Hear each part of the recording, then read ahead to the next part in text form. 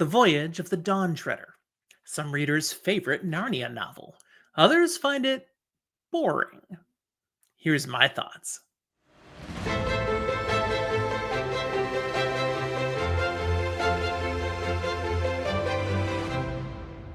Welcome to Fantasy for the Ages, the show where a father and son talk about fantasy, science fiction, horror, and other nerdy things we enjoy. I'm Jim, the father of this show, and I'm ready to talk about some fantasy today. Another great book that I've read many times, and it's finally time to review it. If you enjoy this review and my sparkling personality, be sure to give us a like and subscribe to the channel if you haven't done so yet. We really appreciate all of you coming along with us for the goodness we are just loving to bring.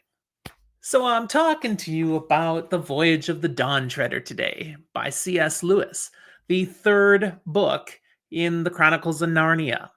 This one came out in 1952. Its genre is high fantasy, written as children's literature. The Voyage of the Dawn Treader was the third of the books that I read. Again, when they were given to me, it was a set where 1, 2, 3. This is number 3.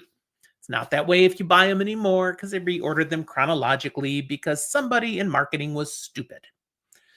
This really deserves to be the third book. It just makes sense this way. This is a series that, for many good reasons, is best read in publication order.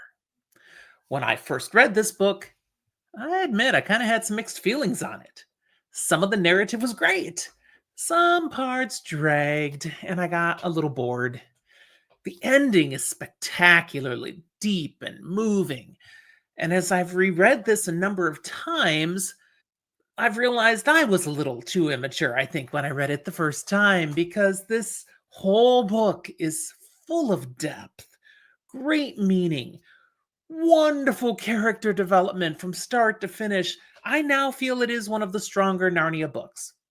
Maybe the fourth best of them all, behind Prince Caspian, The Lion, the Witch, and the Wardrobe, and The Magician's Nephew, which I'll talk about another time. But those three in that order, and then we have The Voyage of the Dawn Treader. The setting of this story is the world of Narnia, though we spend no time in the actual land of Narnia this time around. Rather, this is a maritime novel, with our characters journeying on a royal Narnian ship, the Dawn Treader, journeying through the Eastern Ocean away from the land of Narnia, visiting numerous islands and seeking the end of the world, and perhaps Aslan's country at the end of all things. Timing-wise, this story sees another 1 year pass for characters from our world, while 3 years pass in Narnia, emphasizing a unique aspect of the setting. We already had learned from the previous book that time moves differently between our world and Narnia. The realities are not on the same speed wavelength. Now we learn that that speed gap, that difference, it's not scientific. It moves inconsistently. I give a 4 out of 5 for the setting of this story. The world of Narnia is highly unique and creative. Lewis had a fun time creating all these different islands and the nonsensical adventures on some of them. It's highly fantastical, but it goes a little too far at times, and I found some of what he came up with a little bit shallow. But still, 4 is a stronger than average score. It's not bad. It's just not quite a 5. Spoiler-Lite, here's what it's about. This third Narnia novel is the first to leave behind some of the Pevensey children, following from a reference at the end of Prince Caspian. So if you've been paying attention, it's not a shock that we only get Edmund and Lucy this time. Peter and Susan, their time in Narnia is done. So Edmund and Lucy get drawn back into Narnia for this adventure, but with them comes a new character. An absolutely obnoxious, pretentious, know-it-all cousin named Eustace. About the same age as Lucy, so they're both around 10 years old at the time of this story. Edmund, a little bit older. But these three aren't drawn into the land of Narnia. They're drawn right into the Eastern Ocean. Kasploosh! As this Narnian ship, the Dawn Treader, is passing nearby, and they're pulled on board, rescued from the ocean, and it turns out they're rescued by the crew of their friend Caspian, now king of Narnia these past 3 years. And he's on an ocean adventure with two goals. The primary goal is to seek out the lost lords of the Telmarines, Caspian's people.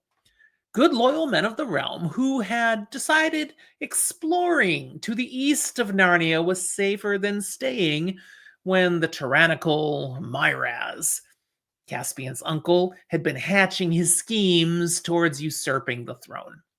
These men at this point have been gone for years, and no one knows what happened to them. So Caspian hopes to find some answers. I mean, things are better back home. Let's see if we can find these loyal men again. But he also holds an extra ambitious goal. He's curious. Can he see how far he can go and reach literally the end of the ocean and hopefully Aslan's country? The place where Aslan lives.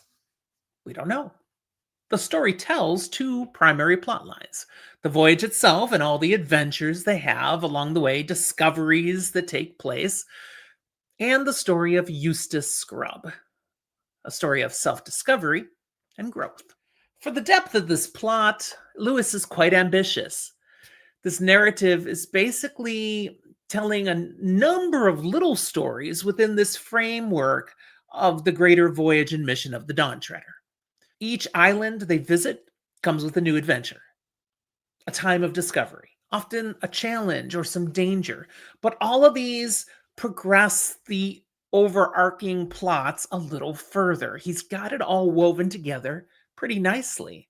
And I find it kind of impressive what he does there in his storytelling again. He also is weaving in growth journeys for both Caspian and Eustace, using the events of the voyage to shape them into the people that they are to become. I appreciate the interesting plot pieces scattered throughout the story, as well as the depths of meaning that Lewis brings out through these tales. I give the plot depth actually a 5 out of 5. Though on my first read, I would not have rated it that strongly. This is actually a story that does grow better on a reread, as well as coming at it from a little bit older perspective. I mean, you just get a lot more, you appreciate a lot more. If I gave someone Gardens of the Moon from Malazan and they were in first grade, they would hate the book. Don't give it to a first grader. That would be very wrong. But likewise, I loved it as an adult. There are some books you just need a little older perspective to fully grasp, and that's this one. As for the characters, Eustace Scrubb, man. C.S. Lewis had fun making him. What can I do to make a young man obnoxious and as pretentious as possible? And I swear, every idea that came into his mind, he was like, yeah, I'll do that with him. Eustace is a complete twit. You can't stand him, and you deliciously enjoy everything that comes at him because of his poor, obnoxious choices. In contrast, Edmund is the one to show how one can be a bit horrible as an obnoxious, immature pig of a boy, and through experiences and with the help of others, come through it to a better place. That contrast is highlighted and used with skill by C.S. Lewis in this novel. And then there's King Caspian. Lewis shows us a young man changed by 3 years as the ruler of Narnia, yet with still much to learn. I appreciated the way his character had shifted just enough to well represent the passage of time that was a couple years longer than it had been for Edmund and Lucy. There was a nice deft touch to that. My favorite character, though, there is only one right answer to the favorite character for this book. Reepicheep, 100%. He steals your heart. And the ending of the story for him? Oh my, loved it. 5 out of 5 for the character work that Lewis does here. It's amazing and delightful in so many ways. Writing style. Lewis's storytelling still hasn't shifted. He's still, just like in the previous Narnia books, just Grandpa Lewis telling you a story. And he does it with so much charm. I do feel that parts of the story drag just a little, particularly as contrasted to the action of the prior entry, Prince Caspian. There are other aspects of the story, though, that are terrific, really interesting, lots of fun to read. And what Lewis does with the growth arcs for both Eustace and Caspian, as I've referenced already, those alone are worth the price of admission here. 4 out of 5 is what I'll give the writing style, simply reflecting that there are portions of the story that didn't grab me as much, mostly on the first read. I've appreciated each and every part of this story on successive read-throughs. I think you'd have the same experience. As for themes, transformation and redemption is probably the number one biggest theme in this story. I mean, there's a huge story to be told here about Eustace Scrubb, which is a story of hope for many of us. Many of us start out as far uglier versions of ourselves than we hope we will one day end up. Life comes along and hopefully smooths out the rough edges and polishes us up. In most cases, I think we also need help to become the better persons that we're hiding within us, and that's what we see and experience through Eustace. Thank goodness. Another theme would be the courage to overcome our fears. If you want life to be simple, stay home. That's also how to keep it boring. But to take a risk, to explore and seek adventure, to get the most out of life, is to face adversity, is to take on some chances and potentially some scary moments. You'll only find the best of what life can bring by having the courage to take some risks, to move forward, confront those fears, and power through. Finally, I'll highlight again a theme of faith and spiritual growth. There are multiple moments in this story when characters face challenges to their moral integrity, and it's only by being faithful to higher principles, things they believe are truly right versus wrong, that they're able to see things through. And then at the ultimate climax of the story, we see the payoff for those who remain faithful to the end. I loved it. Again, as a Christian allegory, skillfully hiding as a wonderful fantasy novel, this theme is particularly meaningful to me. As for warnings, really, the only warning I can think of to highlight here is the nature of it being a Christian allegory. But I really think you have to approach this novel kind of saying to yourself, I don't want to like this because Lewis stuck his Christian themes and deeper meanings underneath this great fantasy story. I mean, if you want to look for it and be offended by it, you can be, but he's really not bludgeoning you with it. It's just a good fantasy novel that does have deeper meanings for those who want to see them. My rating this time, I'm going to do something I haven't done before. I'm going to split the decimal. 4.5 out of 5 for this one. It's a pretty great maritime adventure, easy to access, very approachable. It's got mystery, danger, puzzles, treasure just waiting to be discovered. And did I mention the dragon?